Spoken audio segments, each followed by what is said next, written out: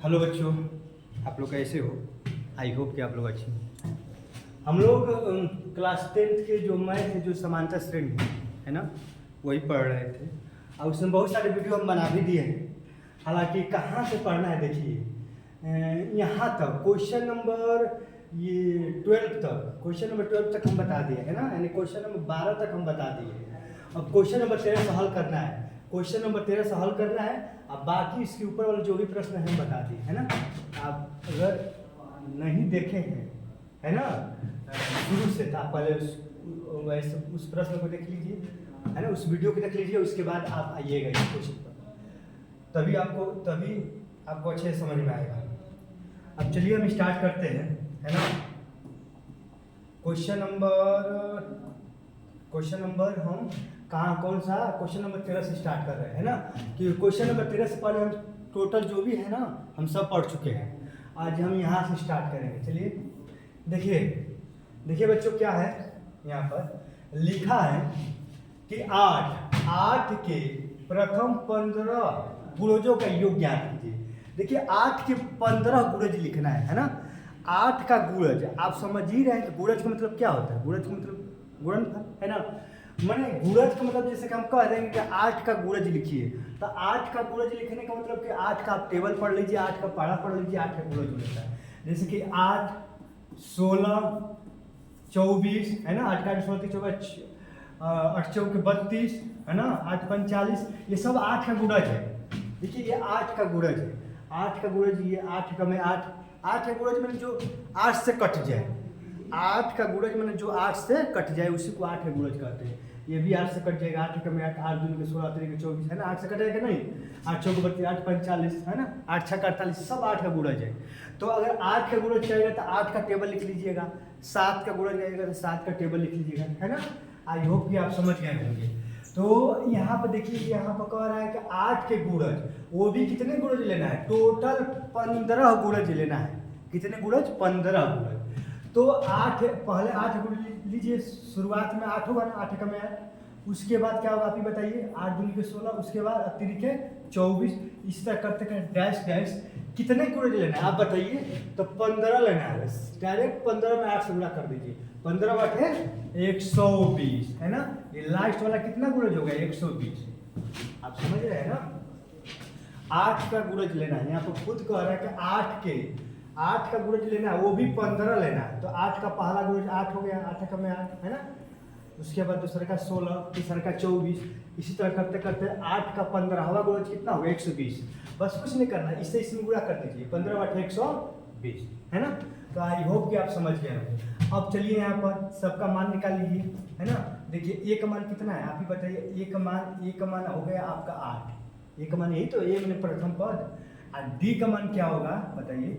दूसरा पद में से पहला पद घटाएंगे, 16 में से 8 जाएगा तो कितना हो गया? 8। ये आपका दूसरा पद भी 8 ही आ गया है ना, पहला पद भी 8, पहला पद भी आपका 8 ही है ना, पहला पद भी 8 है और दूसरा पद भी 8 ही है ना। आप जानते हैं कि ये अंतिम पद है। अंतिम पद कितना है? अंतिम पद आप समझिए रहे ना, अंतिम पद an को कहते हैं। ये अंतिम पद कितना है? 120 है ना। n माने n पदों की संख्या। n क्या है बताओ? n को पदों की संख्या कहते हैं ना। टोटल कितने पद है अभी बताओ? 15। तो n का मान कितना आ गया आपका? 15 आ गया है ना। आप अब देख रहे हैं है ना, सबका मान निकाल लिए, a का मान निकाल लिए, d का मान निकाल लिया, अंतिम पद निकाल लिए, n का मान निकाल लिए है ना। अब इसका क्या निकालना है? योगफल निकालना है दोस्तों। क्या निकालना है? योगफल। मैंने 8, 16, 24, 32, 40, 48 इस तरह करते करते 120 तक लिखेंगे और सभी का योगफल आपको निकालना है ना। तो अब इस तरह लिख कर ये 8, 16, 24, 32, 40, 48 समझ रहे ना, इस तरह लिख कर 120 तक सबको जोड़ेंगे तो समय लगेगा कि नहीं आप ही बताओ। उस तरह में लिख कर जोड़ोगे तो भी आपका आंसर आ जाएगा है ना। 8, 16, 24, 32, 40, 48 इस तरह करते करते 120 तक लिखेंगे और सबको जोड़ेंगे तो भी आपका आंसर आ जाएगा। तो बहुत समय लगेगा, बहुत बड़ा है ना। इसलिए इसको सूत्र से हल करने के लिए इस तरह हल करते हैं। a का मान पहले निकालिए, d का मान निकालिए, an का मान अंतिम पद और en है ना। तो आप देखिए इसको आप दो तरीके से भी, दोनों तरीके यानी छोटा वाला सूत्र और बड़ा वाला सूत्र, दोनों सूत्र से आप इसको सॉल्व कर सकते हैं। देखिए पहले छोटा वाला सूत्र लागू कर रहे हैं ना, तो क्या होता है देखिए, एस एन का सूत्र क्या होता है, एन अपॉन टू, है ना, ए प्लस ए एन, ये होता है कि नहीं बताओ, यही ना होता है, एस एन बराबर n upon two A plus A N होता है कि नहीं, छोटा वाला सूत्र। एन का मान कितना है, एन का मान 15 रखो, 15/2, है ना, ए का मान 8 है, अब प्लस ए एन का मान कितना है, ए एन अंतिम पद, ए एन का मान कितना है 120, रख दो 120, है ना, बस इसे सॉल्व करो आपका आंसर आ जाएगा, यानी 15/2, क्योंकि ये तो योगफल का ना सूत्र है, ये 120 8 128, है ना। अब देखिए ये 15 हो गया और गुणे 128 में 2 से अगर आप भाग करेंगे तो कितना बचेगा, 2 × 6 = 12 और 2 × 4 = 64 बार। अब 64 में कितना से गुणा करेंगे आप ही बताइए, 15, 64 में, है ना, देखिए 64 में 15 से गुणा करेंगे, 15 × 4 = 60 की 0 हासिल 6, है ना, आप 15 × 5 = 75, 15 × 6 = 90, 90 और 6 = 96 होगा, है ना बच्चों, कितना आ जाएगा 960, यही आपका आंसर होगा, है ना। देखिए आपका आंसर आ गया, कितना आ गया 960, है ना। ये 8 के प्रथम 8 से शुरुआत करेंगे, इस तरह लिखते रहे 120 तक लिखेंगे, सभी को जोड़ेंगे तो कितना आंसर आएगा 960। देख रहे हैं कितना आसान से कितना जल्दी आ गया, आप इस तरह जोड़ेंगे तो बहुत समय लगेगा। अब देखिए तो छोटा वाला सूत्र हो गया, एक बड़े वाला सूत्र, इससे भी आप हल कर सकते हैं इसको, है ना, इससे भी एस एन बराबर n upon 2a plus n minus 1 into d, इससे भी आप हल कर सकते हैं, क्योंकि ये भी योगफल का सूत्र है, ये भी योगफल का सूत्र है। तो इसमें आपका a का d का दोनों, a का भी मान चाहिए, d का भी मान चाहिए। यहाँ पर तो केवल a का ही मान चाहिए, लेकिन अंतिम पद चाहिए, तो जो चाहिए वो इस दिया है, इसमें भी जो चाहिए वो आपको मालूम है, निकाल सकते हैं दोनों, इससे भी और इससे भी। n का मान को, n का मान कितना है 15, यानी 15/2, 2 a के जगह पर रखो 8, यहाँ पर रख दो 8 प्लस n के जगह पर 15 माइनस 1, और d के जगह पर कितना रखोगे बच्चों, d के जगह पर भी 8 ही रखोगे, है ना। अब देखिए यहाँ पर ये हो गया आपका 15/2, ये 8 दूनी के 16 प्लस, है ना, ये हो गया 15 से गया 14 और गुणे 8, है ना, बताओ 8 × 4 = 32 के 2 हासिल 3, 8 × 8 3 कितना होगा 11, यानी 14 वाटे कितना होगा, 14 वाटे 112 होता है 14 वाटे 112, है ना। तो आप देखिए यहाँ पर 14, यहाँ पर 14 वाटे 112 यहाँ पर हो जाएगा कि नहीं, अभी बताइए। देखिए यहाँ पर 15 है, 15 में से एक जगह 14, और 14 में 8 से गुणा करेंगे, है ना, तो 14 8 होता है 112, है ना। अब देखिए यहाँ पर ये 15/2 हो गया, और गुणा करिए 112 16 कितना होगा 6 2 8, है ना, यहाँ पर 2 यानी 128 होगा। अब यहाँ पे 15 हो गया, अब 128 में 2 से भाग करेंगे तो कितना हो गया 64। जब 15 में 64 से आप गुणा करेंगे, मैंने गुणा करेंगे, देखिए यहाँ पर 15 में 64 से आप गुणा किए तो कितना आया है 960। देख रहे हैं कि इस सूत्र से हल करें तो भी 960 आ गया, और इस सूत्र से हल कर रहे हैं तो भी 960 आ गया। अरे समझ में ना, तो आप किसी भी सूत्र से हल करेंगे, लेकिन इसका जो योगफल है वो कितना आएगा 960, यही आपका आंसर है ना। तो आई होप कि आपको समझ में आया होगा किस तरह हम सॉल्व किए, है ना। अब चलिए अब हम लोग क्वेश्चन नंबर ये तो ये हल हो गया ना। अब क्वेश्चन नंबर इस पर चल रहे हैं 14 नंबर, है ना, क्लीन कर रहे हैं, है ना, नोट करना है नोट कर लें। अब देखिए अब हम क्वेश्चन नंबर 14 पर चल रहे हैं, है ना। क्वेश्चन नंबर 14 में क्या लिखा है, देखिए ये भी एकदम आसान है। 0 और 50 के बीच, देखिए यहाँ पर 0 और 50 के बीच की विषम संख्याओं का योग ज्ञात करें। इसलिए यहाँ पर भी योग ही निकालना है, योग यानी योगफल निकालना है, लेकिन केवल विषम संख्या को ही लेनी है, केवल विषम संख्या को ही लेनी है, सम संख्या को नहीं लेनी है, केवल विषम संख्या। और वो भी किसके किसके बीच में होनी चाहिए, बीच में होनी चाहिए, किसके 0 और 50 के बीच में, किसके 0 और 50 के बीच में, और विषम संख्या लिखिए 0 और 50 के बीच में आपका 1 से स्टार्ट होगा, 1 है ना, 3 5 7, समझ रहे बात को ना। ऐसे ऐसे करते करते लास्ट में कितना आ जाएगा 49 आएगा, क्योंकि अगर 50 लिखेंगे तो 50 से आपका एक सम संख्या होगा, तो 49 ही ना विषम संख्या, क्योंकि आप केवल विषम संख्या ही लेंगे, वो भी कहाँ से 0 से लगाई और 50 तक ले। तो आप देख रहे हैं कि 0 से 50 के बीच विषम संख्या यही ना होगी, यहाँ तक 49 होगी कि नहीं, आप ही बताइए, होगी ना। अब बस योगफल निकाल लीजिए। देखिए ए का मान कितना है बताओ, ए का मान यहाँ पर 1 है ना, और डी का मान दूसरा में से पहला पद घटाएंगे, डी का मान कितना आ जाएगा 2 आ जाएगा, आएगा ना। अंतिम पद देखिए दोस्तों, अंतिम पद कितना हो गया बताओ, an बराबर कितना आ गया आपका 49 आ गया, अंतिम पद कितना आ गया 49 आ गया। लेकिन आप देखेंगे कि इसमें n का मान नहीं दिया है, n का मान दिया है आप ही बताओ। आप जान रहे हैं कि योगफल निकालने के लिए या तो आप छोटा वाला सूत्र लागू करो या बड़ा वाला, n चाहिए ही चाहिए आपको, बिना n का आप मान नहीं निकाल पाओगे। तो सबसे पहले आप n का मान निकालो, है ना। तो n का मान कैसे निकालेंगे, देखिए एक सूत्र होता है ना, आप जो कि आप पढ़ लिए हैं, है ना, आपको बहुत पहले हम पढ़ा दिए। क्या होता है ये वाला कि a पर n, देखिए a पर n बराबर a प्लस n माइनस 1, है ना, a प्लस, देखिए a पर n बराबर a plus n minus 1 into D, है ना, हम पढ़ा है ना, ये तो पहले वीडियो में ही आप लोग को हम बता दिए, है ना, ये 9 पद का सूत्र है, बताया है ना। तो इसी सूत्र पर n का मान निकालो, an का मान कितना है, an के जगह रखो, an के जगह मान रखो, an का मान 49 रख दीजिए, a के जगह a का मान कितना है, एक रखिए प्लस n माइनस 1 रखिए, और d का मान कितना है 2, तो यहाँ पर रख दो 2, है ना, सबके जगह सबका मान रखो। अब देखिए 49 ये प्लस है, इधर आएगा तो माइनस हो जाएगा, और यहाँ पर क्या हो गया 200, यहाँ पर हो जाएगा n माइनस, देखिए n माइनस 1, और गुणे के रूप में कितना है 2, यहाँ पर 2 हमने लिख लिया, है ना। बताइए आप ही लोग, बताइए कोई दिक्कत परेशानी, है ना। देखिए ये यहाँ प्लस 1, इधर आएगा तो माइनस 1, ये वाला यहाँ पर लिखे, है ना। 49 में से 1 जाएगा तो कितना होगा, ये हो गया 48, n माइनस 1 और गुणे 2। अब ये गुणा के रूप में इधर आएगा तो भागा के रूप में होगा ना, तो 48 में 2 से भाग करेंगे तो कितना होगा अभी बताओ, 2 दूनी के 4, n 24 हो जाएगा, ये हो जाएगा n माइनस 1, ये माइनस 1 है, इधर आएगा तो प्लस 1, तो 24 आए कितना हो गया 25, तो n बराबर कितना आ गया, n बराबर 25 आ गया, है ना। देख रहे हैं ना बच्चों, n का मान आप निकाल लिए। अब जब आप n का मान निकाल लिए, a का मान मालूम है, d का मान मालूम है, अंतिम पद मालूम है, n का मान आप निकाल ही लिए, तो आप कोई भी सूत्र लागू करो, छोटा वाला चाहिए बड़ा वाला, आपका योगफल आ जाएगा, है ना। देखिए हम निकाल रहे हैं, छोटे वाले पर निकालना है, बड़े वाले पर आप निकालिएगा, है ना, क्योंकि ये आपका होमवर्क है। छोटे वाले पर देखिए हम निकालना है, Sn बराबर n/2 a प्लस an, यही आपका है ना छोटे वाला। अब रखो ये मान, n का मान कितना है, n का मान 25 है, यहाँ पे देखिए निकाले हैं, n का मान 25 रखो, n के जगह 25 रखो, यानी 25/2, है ना, 25/2। यहाँ पर देखो, यहाँ पर a का मान कितना है बताओ, a का मान 1 है, यहाँ पर 1 प्लस an का मतलब अंतिम पद 49 है, यहाँ पर रख दो 49, है ना। आई होप कि समझ में आ रहा होगा, अगर कोई दिक्कत परेशानी है तो कमेंट करिएगा, है ना, अवश्य उसका रिप्लाई देंगे। ये देखिए ये 25/2 आ गया, 49 में जोड़ेंगे तो कितना हो गया 50 हो गया, है ना।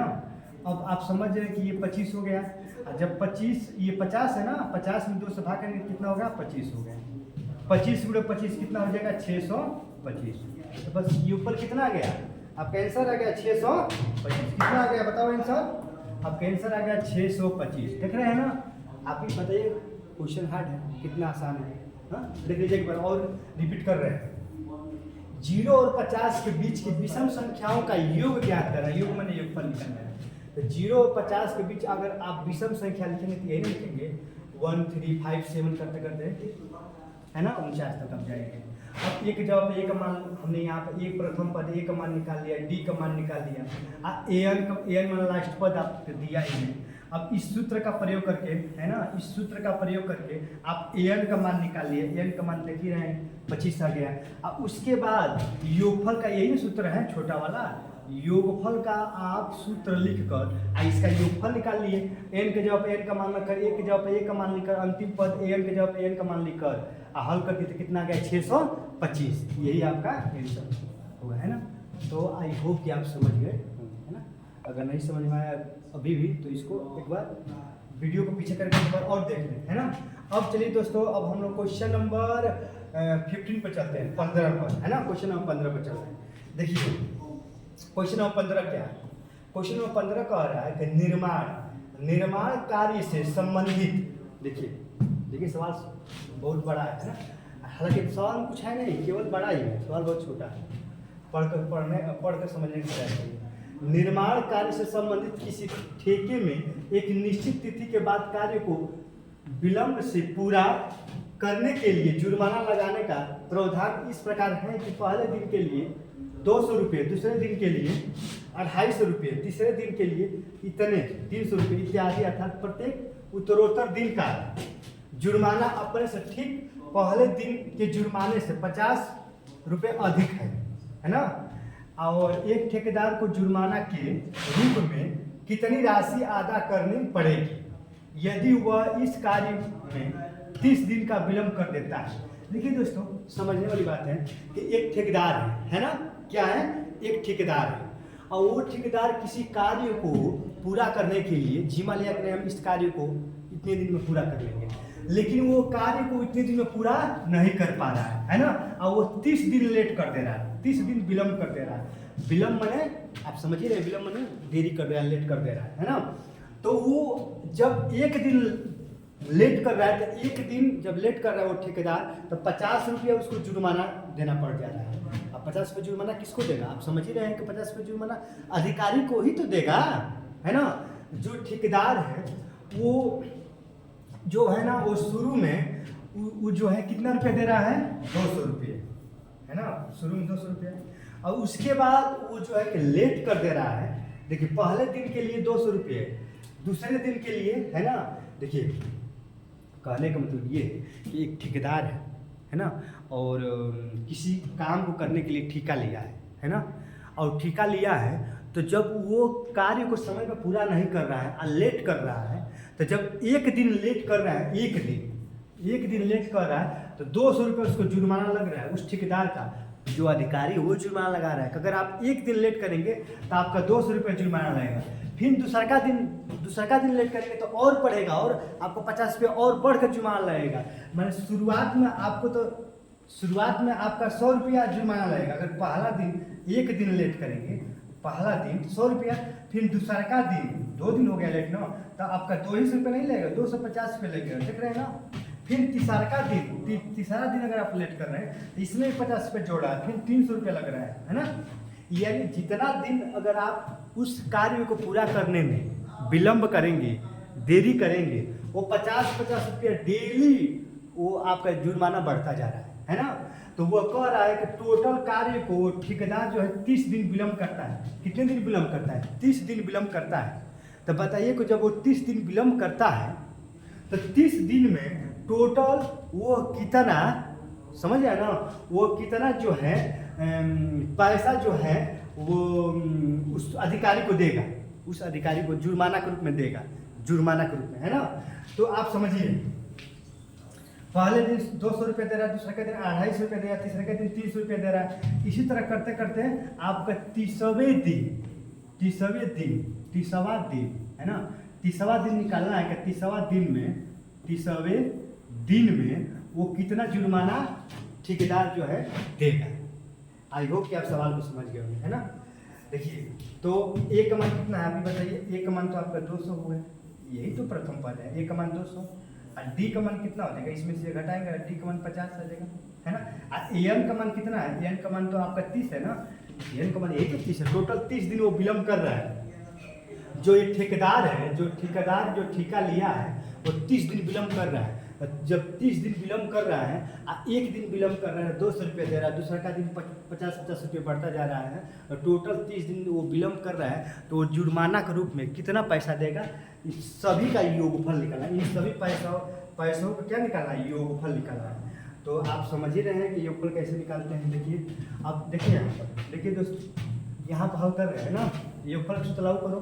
योगफल का सूत्र एसएन बराबर n/2 और 2a + n-1 इंटू डी, है ना। तो एक काम करिए, n का मान कितना है, n का मान 30 है ना, n पदों की संख्या 30/2 और 2 और a के जगह पर a का मान कितना है, a का मान 200 है। यहाँ पर रख दीजिए 200 और प्लस यहाँ पर 30 और -1 और d के जगह पर कितना रखेंगे, d के जगह पर 50, है ना। इसको हल कर दो, तो यहाँ पर कितना होगा बताओ, ये 15 हो जाएगा, है ना।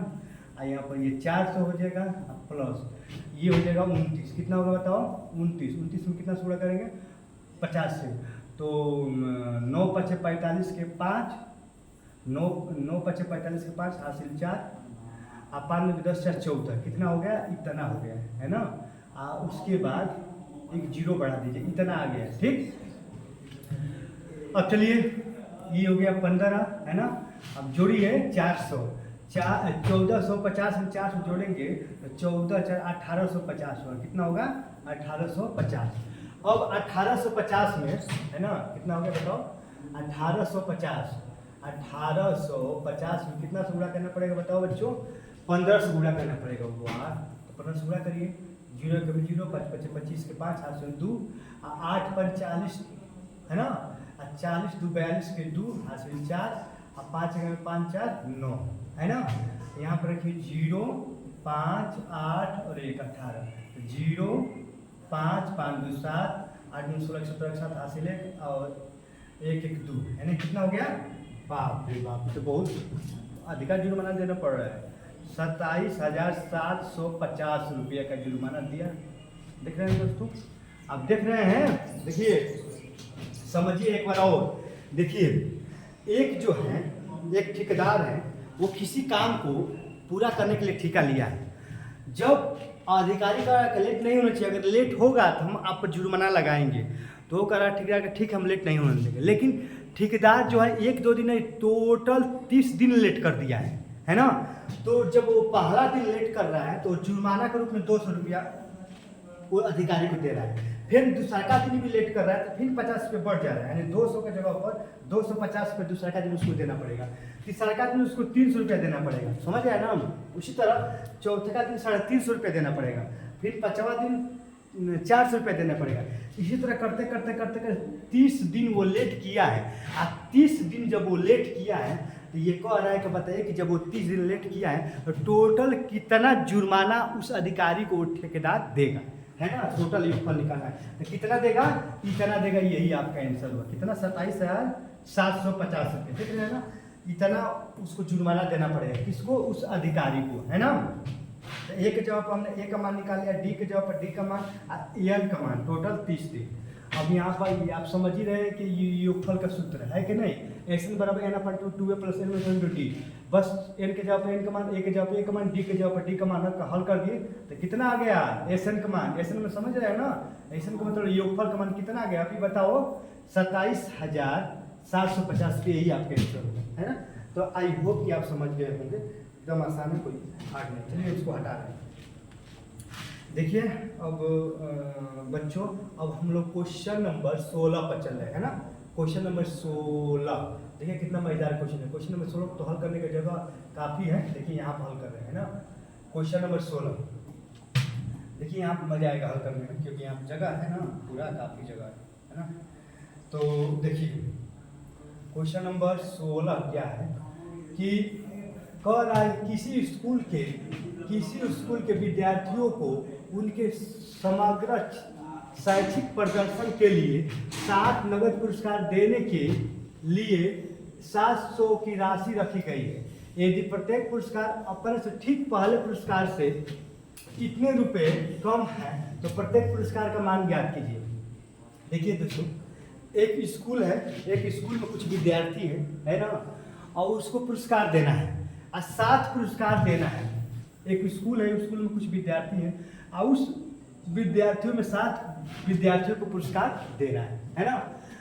लेकिन पहला जो पुरस्कार होगा, सबसे जो अधिक पुरस्कार होगा वो 700 रुपया का होगा, है ना। और उसके बाद प्रत्येक पुरस्कार में 20-20 रुपया कम हो रहा है। कितना रुपया कम हो रहा है? 20-20 रुपया, है ना। तो कह रहा है कि प्रत्येक पुरस्कार का मान ज्ञात कीजिए। प्रत्येक पुरस्कार का मान माने कितने पुरस्कार है? 7 पुरस्कार हैं। कितने पुरस्कार हैं? 7। सातों पुरस्कार का मान ज्ञात करना है कि कितना पुरस्कार दिया है। तो आप देखिए, आप यहाँ पर हल करिए। पहला पुरस्कार कितना है आप ही बताइए। पहला पुरस्कार आपका 700 का है ना। पहला पुरस्कार कितना है? नहीं, पहला पुरस्कार 700 का नहीं है। देखिए दोस्तों, हम गलत बता दिए। टोटल जो एक स्कूल के विद्यार्थियों को उसके समग्र शैक्षिक प्रदर्शन के साथ पुरस्कार देने के लिए इतने रुपये राशि रखा। अच्छा, इतने रुपये देखिए आप, टोटल राशि इतना है। देख रहे हैं, हम गलत बता दें। टोटल राशि इतना है ना। कितना है टोटल? आपका सब सम दे दिया है। SN बराबर S, देखिए क्या दिया है? S7 बराबर कितना दिया है? ये 700 रुपया दिया है ना। टोटल दे दिया है। अब यहाँ पर कह रहे हैं टोटल दे दिया है, आइए ये डी कमान दिया है, डी कमान कितना दिया, -20 दिया है ना। और एन कमान कितना दिया है बच्चों, एन कमान तो आप समझ ही रहे कि एन कमान 7 दिया है ना। अब प्रत्येक पुरस्कार कह रहा है तो पहले आप किसका मान निकालेंगे, पहले ए का मान निकालिए। देखिए सूत्र लागू करिए, एस एन बराबर क्या होगा, n/2 2a + n-1 × d। ये होता है कि नहीं, सूत्र होता है। अब एस एन की जगह कितना है 7, क्योंकि 7 पुरस्कार है, एन पदों की संख्या है, पुरस्कारों की संख्या है, तो एन की जगह एस पे 7 बराबर एन के जब यहाँ पे एन है तो एन है 7 तो 7/2 और यहाँ पर 2a + 7 - 1 और डी का मान कितना है, डी का मान -20 है ना, क्योंकि कम कह रहा है ना, 20 कम हो रहा है पुरस्कार तो -20 हो जाएगा। अब मान रखिए एस पे 7 का मान कितना है 700, तो यहाँ पर रख दीजिए 700 और ये हो गया 7/2 है ना, और यहाँ हो जाएगा 2a है, आप माइनस और प्लस माइनस हो जाएगा है ना, और 7 में से 6 और 6 में 20 से गुणा करेंगे, 6 दूनी के बाद 120 आ जाएगा है ना बच्चों। अरे 6 दूनी के बाद 120 आएगा, ठीक अच्छी बात है। अब देखो एक काम करिए, आप कटा सकते हैं है ना, 7 से 7 घटाएंगे तो ये 100 बार होगा, इसमें गुणा कर दीजिए 100 में 2 से, ये हो जाएगा आपका 200 बराबर ये क्या है यहाँ पर 2a और -120। ये आपका यहाँ पर देखिए ये 200 है ना, 200 है और ये माइनस इधर आएगा तो प्लस 120 और बराबर इधर हो गया आपका 2a हो गया ना। तो 100 देखिए 200 और 120 कितना हो गया 300, 2a बराबर आपका आ गया 320, तो a बराबर 2 ए बराबर हो गया 160 है ना। और यहाँ पर देखिए ए का मान मालूम हो गया, डी का मान मालूम हो गया, और इसमें क्या कह रहा है आप ही बताइए, क्या कह रहा है, पुरस्कार निकालने के लिए। तो अब देखिए पुरस्कार, प्रथम पुरस्कार क्या होता है, प्रथम पुरस्कार देखिए पुरस्कार हम निकाल रहे हैं, देखिए पुरस्कार देखिए पुरस्कार हम निकाल रहे हैं यहाँ, देखिए यहाँ से अब हल कर रहे हैं। प्रथम पुरस्कार ए हो गया, फिर a + d हो गया दूसरा का है ना, तीसरा का a + 2d, a + 3d है ना। उसी तरह देखिए यहाँ पर अब a+ देखिए मान लीजिए a + 4d, a + 5d, क्योंकि हमें 6 निकालना है ना, 7 निकालना है, और a + 6d है ना। देखिए 7 पुरस्कार देखिए यहाँ पर, पहला पुरस्कार इसी पर निकलेगा अभी बता दे रहे हैं। देखिए पहला पुरस्कार, दूसरा का, तीसरा का, चौथा का, 5वां, 6वां और 7वां, सबके जब मान रखो, एक जब एक मान, डी के जब डी का मान रखो, तो एक मान कितना है बताओ, एक मान आपने निकाल दिया 160, तो पहला पुरस्कार तो 160 रुपया का हो गया, कन्फर्म है। पहला पुरस्कार कितना होगा, पहला पुरस्कार 160 रुपये का, कन्फर्म है ना। देखिए दिखाई दे रहा है कि नहीं दोस्तों, दिखाई दे रहा है ना, हाँ दिखाई तो दे रहा है। चलिए पहला पुरस्कार हो गया 160 रुपये का। अब देखिए दूसरा का पुरस्कार, एक के जवाब एक का मान लिखिए मैंने 160, और डी के जवाब कितना है, डी का मान कितना है बच्चों -20, यहाँ पर रखेंगे तो यहाँ पर -20 हो गया, तो 160 में से 20 जाएगा, अभी बताइए 160 में से 20 जाएगा तो 140, दूसरा का पुरस्कार 140 हो गया है ना, हुआ कि नहीं, दूसरा का पुरस्कार 140 का। अब तीसरा का मान देखिए, एक के जवाब मान के एक का मान कितना है, अभी बताइए एक का मान कितना है, एक का मान देखिए यहीं पर पास ही में है, इधर हो जाए, एक का मान कितना है, ठीक ना। देखिए एक जब एक का मान 160 है, यहाँ माइनस लगाए क्यों, क्योंकि डी का मान 20 है ना, डी का मान कितना है, देखिए डी का मान यहाँ पर 20 है, तो 20 दूनी के 40, यहाँ पर 40 कर दीजिए। अब 160 में 40 जाएगा तो 120 हो गया, तो यहाँ पर 120 हो गया है ना। उसके बाद यहाँ मान रखिए है ना, और वैसे भी 20 कम हो रहा है, खुद ही कह रहा है कि 20 कम हो रहा है, इसमें से 20 कम करते जाइए, या इस पर मान रखेंगे तो भी आएगा, चाहे इससे 20 कम करेंगे तो भी, इससे 20 कम करेंगे 100 होगा, इससे 20 कम करेंगे तो 80 होगा, इससे 20 कम करेंगे तो कितना होगा 60 होगा, इससे 20 कम करेंगे तो कितना हो गया 40 होगा। 7 पुरस्कार लिखना है, 1 2 3 4 5 6 7 हो गया ये 7 पुरस्कार, यही आपका आंसर होगा है ना। हालांकि इसमें मान रखेंगे तो भी आ जाएगा, अरे तो खुद ही कह रहा है कि 20 कम होता जा रहा है। देखिए एक बार और समझिए, देखिए आप कुछ है नहीं, यहाँ पे कह रहा है कि एक स्कूल है, उसमें कुछ विद्यार्थी हैं और उसमें केवल 7 विद्यार्थियों को पुरस्कार देना है ना। लेकिन जो भी पुरस्कार दिया जा रहा है पहले व्यक्ति को, उससे 20 रुपया कम अगलों को दिया जा रहा है, और उसका जो भी पुरस्कार दिया जा रहा है उससे 20 रुपया कम दिया जा रहा है ना। तो हमें तो मालूम नहीं है कि पहला पुरस्कार कितने रुपए का दिया गया है ना। तो आप जो भी दिया उसको रखिए, देखिए और टोटल पुरस्कार कितना है। टोटल देखिए आपको कह रहा है कि नगद पुरस्कार देने के लिए टोटल 700 रुपया है, मतलब टोटल पुरस्कार को बांटने के लिए टोटल 700 रुपया है, और 700 रुपया को ही हमें बांटना है ना। और वो भी कितने लोगों को देना है, 700 रुपये में 7 लोगों को देना है। तो यहाँ पे टोटल योग हो गया, टोटल 700 रुपया है, तो टोटल योग हो गया। तो S7 क्यों लिखे हैं, क्योंकि 7 पुरस्कार बांटनी है, यहाँ पर S7 हो जाएगा। 8 होता तो S8 होता, तो S7 बराबर 700, और ये D का मान हो जाएगा -20, क्योंकि ये अंतर ही D का मान होता है। कहे कि 20 रुपये कम हो रहा है या 20 रुपये अधिका हो रहा है, यही D का मान होता है। और N का मान 7 हो जाएगा, क्योंकि कितने पुरस्कार हैं, 7। अब यहाँ पर आप समझ ही रहे हैं कि ये जो बड़ा वाला सूत्र है ना, इसको आराम से आप इस पर सबके जवाब सबका मान रखिए। देखिए यहाँ पर n के जवाब पर n का मान एक के तो मान ही नहीं मालूम, क्योंकि ये तो प्रथम पद है। d का जवाब पर d का मान, n के जवाब पर n का मान, और s पर 7 के जवाब पर s पर 7 का मान 700। अगर तो हमने हल किया, देखिए यहाँ पर तो a का मान कितना आ गया, आप बताइए। a का मान 60 आ गया, a का मान 60 आ गया। हमें पुरस्कार बताना था, a को ही प्रथम पद कहते हैं ना, a को प्रथम पद कहते हैं, यानी पहला पुरस्कार कितना हो गया, 60 रुपया हो गया। अब उसके बाद दूसरा का पुरस्कार इससे 20 रुपया कम, तो 60 में 20 कम करें 140, 140 में 20 कम करें 120, 100 देख रहे हैं ना इसमें। अब सब में 20-20 रुपया कम है, तो टोटल को अगर आप जोड़ेंगे, टोटल कितना आएगा, 700 ही आएगा। जोड़ के देख लीजिएगा, 160, 140, 120, 100, 80, 60 सबको जोड़ेंगे तो 700 रुपया आएगा, है ना। तो आई होप कि आपको समझ में आ गया होगा ये सवाल क्या कह रहा है, ये सवाल किस तरह लगेगा, है ना। आप चाहेंगे तो इस तरह इसको भी आप हल कर सकते हैं सब पर रखना। तो दोस्तों अब अगले क्वेश्चन पर चल रहे हैं, है ना, इसको मिटा रहे हैं। देखिए कुछ है नहीं, देख रहे हैं ना। अब क्वेश्चन नंबर 1 है 70, क्वेश्चन नंबर कितना है 70। ये भी बहुत अच्छा क्वेश्चन है ना, इसको भी समझने का प्रयास करो। देखिए एक स्कूल के विद्यार्थियों ने वायु प्रदूषण कम करने के लिए स्कूल के अंदर और बाहर पेड़, अंदर और बाहर दोनों, अंदर और बाहर पेड़ लगाने के बारे में सोचा, है ना। एक विद्यार्थी ने यह निर्णय लिया गया कि प्रत्येक कक्षा का प्रत्येक अनुभाग अपनी कक्षा की संख्या के बराबर पेड़ लगाएगा, है ना। कक्षा की संख्या के बराबर पेड़ लगाएगा। उदाहरण, अब देखो उदाहरण में दे रहा है कि कक्षा 1 का अनुभाग 1 पेड़ लगाता है ना। कक्षा 1 का जो अनुभाग व्यक्ति हैं वो 1 पेड़ लगा रहे हैं, कक्षा 2 का जो अनुभाग है वो 2 पेड़ लगा रहे हैं। देखिए नीचे है ना, इसको देखिए बता रहे हैं, देखिए अब देखिए ऊपर चल गए, यहाँ पर देख लीजिए लिख रहा है कक्षा 1 के अनुभाग 1 पेड़ लगाता है, कक्षा 1 का अनुभाग 1 पेड़ लगाता है, तथा कक्षा 2 का अनुभाग 2 पेड़ लगाते हैं, कक्षा 3 का अनुभाग 3 पेड़ लगाते हैं। इसी तरह, है ना, इसी तरह कक्षा 12 के अनुभाग 12 पेड़ लगाते हैं, है ना। अब कितने अनुभाग है, 3 अनुभाग है ना। देखिए ये क्वेश्चन बहुत मजेदार है, इसको हम हल कर रहे हैं। यहाँ पर देखिए, यहाँ पर हल कर रहे हैं ना।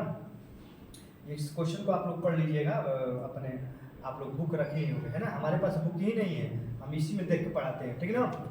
देखिए तो जो देखिए यहाँ पर जो पहले अनुभाग 1 पेड़ लगा रहे हैं, और दूसरा का अनुभाग 2 पेड़ लगा रहा है, तीसरा जो अनुभाग है 3 पेड़ लगा रहा है ना। देखिए यहाँ पर देखिए, पहले अनुभाग 1 पेड़ लगा रहा है, फिर दूसरा का अनुभाग 2 पेड़ लगा रहे हैं, तीसरे अनुभाग 3 पेड़ लगा रहे हैं, चौथे अनुभाग 4 पेड़ लगा रहे हैं, पांचवा अनुभाग 5 पेड़ लगा रहे हैं, है ना। आप समझ रहे होंगे क्योंकि ये सब तो क्वेश्चन में कर रहे हैं। इस तरह टोटल कितने अनुभाग है, 12, तो 12वां अनुभाग 12 पेड़ लगाएगा, है ना। देखिए जितने अनुभाग हैं उतने पेड़ लगा रहे हैं। तो पहला अनुभाग है वो 1 पेड़ लगा रहे हैं, दूसरा का अनुभाग 2 पेड़, तीसरा का अनुभाग 3 पेड़, चौथा का 4, पांचवा 5, इस तरह करते करते 12 अनुभाग है, तो 12वां अनुभाग 12 पेड़ लगा रहे हैं। अब देखिए यहाँ पर कह रहा है कितने अनुभाग हैं, 3। कितने अनुभाग हैं, 3, है ना। तो इसमें आप क्या कर देंगे, 3 से गुणा कर देंगे।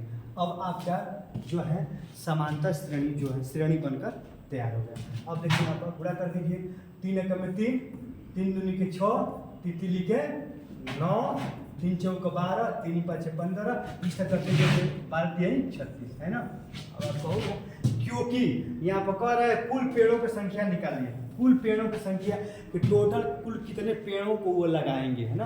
यानी टोटल पेड़ों की संख्या यानी योग ही निकालना है ना, कुल पेड़ों की संख्या यानी योग ही निकालना है। योग निकाल लीजिए, देखिए ए का मान निकालिए, ए का मान क्या होगा, ए का मान आपका 3 हो जाएगा, होगा ना। और डी का मान कितना हो जाएगा, डी का मान इसमें से ये घटाएंगे तो भी 3 ही आएगा। और अंतिम पद देखिए बच्चों, अंतिम पद यही ना है, अंतिम पद ए पर एन बराबर कितना है 36। एन का मान तो दिया ही नहीं है, एन का मान दिया है ना। टोटल कितने पदों की संख्या है 12, तो एन बराबर कितना हो गया 12। एन क्या है, एन पदों की संख्या ही तो है। तो कितने पद है 1 2 3 4 करते करते 12 पद है, तो एन बराबर 12 हो गया, है ना। बस योगफल निकाल दो, इसमें छोटा वाला चीज बड़ा वाला किसी फॉर्मूला से आ जाएगा। हम छोटा वाला हल कर रहे हैं, एस एन बराबर n/2 है ना। उसके बाद क्या होता है n/2, और उसके बाद क्या होता है आप ही बताओ, a + an, यही तो होता है छोटा वाला ना। n का मान कितना है, n का मान 12 है, तो 12/2। एक के जगह पर a का मान 3 है, अंतिम पद कितना है, अंतिम पद 36 है। रखो यहाँ पर जब 12 में 2 से भाग करोगे तो 6 होगा, है ना। और गुणे लगाओ 36 3 कितना हो गया 39 हो गया। बस इसमें गुणा कर दो, आपका आंसर आ जाएगा। देखिए 9 × 6 = 54 के 4 हासिल 5, है ना। अच्छा 3 18 और 2 20 23 हो जाएगा, है ना। तो ये आपका टोटल पेड़ों की संख्या कितनी होगी, टोटल पेड़ों की संख्या 234 होगी, है ना। तो आई होप कि आप समझ गए होंगे।